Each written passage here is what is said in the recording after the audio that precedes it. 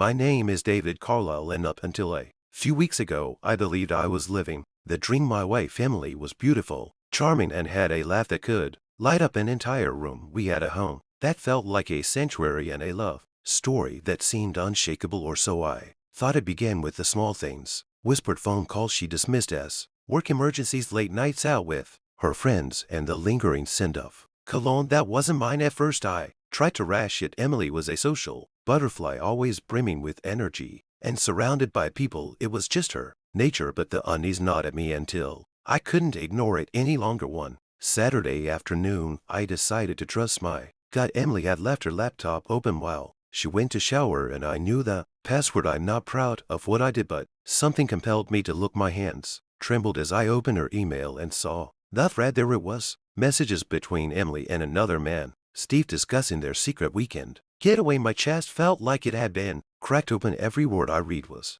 another knife to the heart. I didn't confront her immediately. Instead, I spent the next week gathering evidence, ensuring I wasn't imagining things or overreacting. I hired a private investigator who confirmed my worst fears: pictures, receipts, even timestamps, all the proof I needed. Emily wasn't just cheating, she was living an entirely separate life with this man. My initial reaction was rage, raw and all-consuming, but anger can be a dangerous master, so I did what Emily had clearly failed to do. I planned, if she wanted to destroy the life we built together, I would make sure she felt every piece of it crumble beneath her feet. First, I reached out to a lawyer, not just any lawyer, the best divorce attorney in the city. He listened to my story with a mix of sympathy and professional detachment, nodding as I handed over the evidence. Together we drafted the paperwork. I knew I had to keep this a secret until the timing was perfect. Meanwhile, I set the stage for my revenge. Emily loved throwing elaborate dinner parties, so I suggested we host one the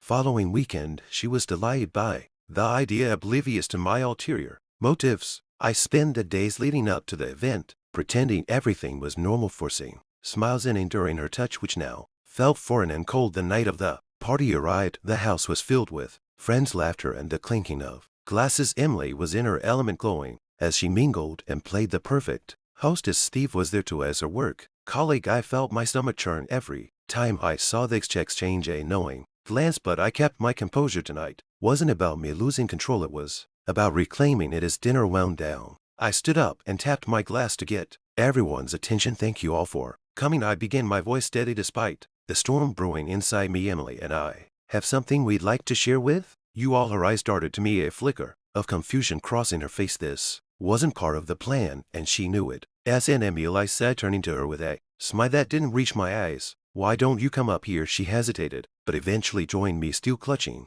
her wine glass, I pulled out an envelope from my jacket pocket and handed it to her. Go ahead, I said softly, read it. The room was silent as she opened the envelope. Her eyes skimmed the papers, and I watched the color drain from her face. David, she whispered, her voice shaking. What is this? It's a divorce agreement, I said loud enough for everyone to hear. Gasps rippled through the room. And before you ask, yes, I know about you and Steve. Her hand flew to her mouth as she staggered back, nearly dropping the paper. Steve, who had been sitting at the far end of the table, frowned like a deer in headlights. But that's not all, I continued, turning to the guests. You see, while Emily was busy sneaking around, I was busy protecting myself. I gestured to my lawyer, who had been sitting quietly in the corner. He stood up and began distributing copies of the evidence, emails, photos, and receipts to everyone in the room. The whispers turned into murmurs, then full-blown outrage. Emily's closest friends looked at her with disgust. A few even walked out. David, please, Emily begged, tears streaming down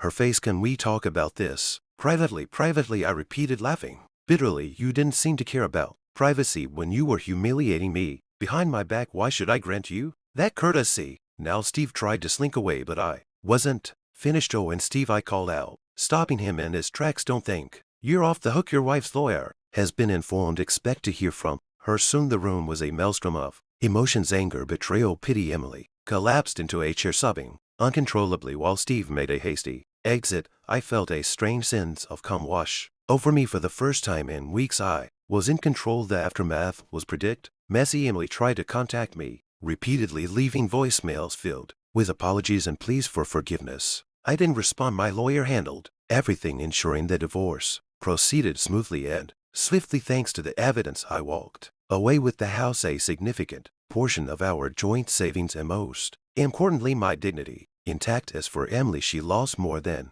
just our marriage. Her reputation was in tatters and her friends quickly distanced themselves. Steve's wife filed for divorce and his career took a nosedive after his indiscretions became public knowledge. The two of them tried to make a go of it, but their relationship crumbled under the weight of their guilt and shame. It's been a year since that fateful night, and I'm finally starting to heal. I've thrown myself into work, rekindled old friendships, and even started dating again. Trust doesn't come easily these days, but I'm learning to open my heart slowly and cautiously. Looking back, I don't regret how I handled things. Emily made her choices and she had to face the consequences. If nothing else, this experience taught me the importance of self-respect and the power of taking that control of your own life, and for that I'll always be grateful.